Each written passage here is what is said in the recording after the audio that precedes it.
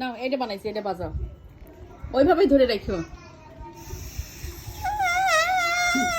আমি কিন্তু নৌকায় গেছিলাম, পানার পাতা নিয়ে আসছি।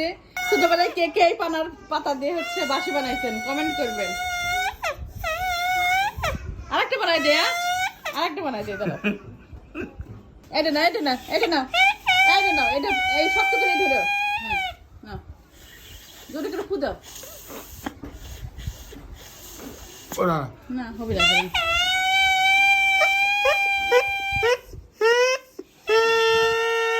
না আমি বাজে ঠিকই হয়, ও বাজে পান না।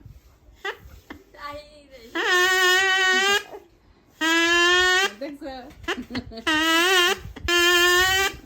অনেকদিন পর বাঁশি বাজালাম না, আসলে খুব সুন্দর লাগে। আসো, খুব মজা পেলাম আসলে। আমরা নৌকাতে ঘুরতে গেছিলাম, তো এখান থেকে আমি 2টা পাতা নিয়ে আসছি, তো ওই নৌকাতেও আমি বাজাইছি।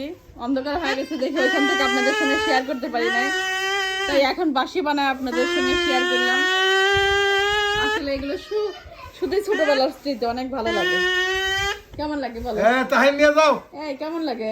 ছোটবেলার কথা মনে পড়ে, তাই না? সত্যি ছোটবেলার কথা খুব মনে পড়ে যায়। আসলে মজার জিনিস তো, সেই 20 বছর 30 বছর 35 বছর আগের কাহিনী। আমরা এই পাতা দিয়ে হচ্ছে কত বানায় বাঁশি বাজাইছি। কার বাঁশি কত কিভাবে প্যাচ দিতে হয়, এই দেখো, প্রথমে ছোট রাখতে হয়, এই যে এরকম করে আস্তে আস্তে ঘুরাতে ঘুরাতে এরকম করে। সত্যি অসাধারণ হয়েছে। তোমার কাছে দিলে আর হয় না কেন? জোরে করে ফু দাও। দেখ আমি নেই তার হবি নেই, দাও। এখন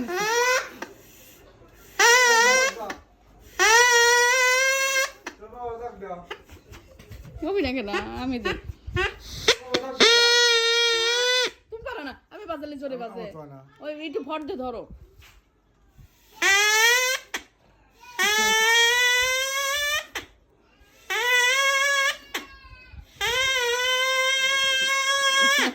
আসলে খুব মজা করলাম, আপনাদের সঙ্গে শেয়ার করলাম, একদম ছোটবেলার স্মৃতিতে চলে গেলাম। অনেক ভালো লাগলো, মনে পড়ে, খারাপ লাগে ছোটবেলার দিনগুলোর কথা মনে পড়ে যায়। হ্যাঁ ওইরকমই বাজতে, এইভাবে আমরা বাঁশি বানায় পরীক্ষা করতাম যে কার বাঁশি কত দূরে বাজে। তা আমি ভালোই পারতাম বানাতে।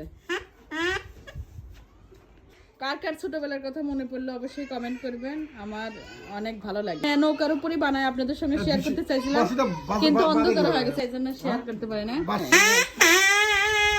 আচ্ছা সবাই ভালো থাকবেন, আল্লাহ হাফেজ।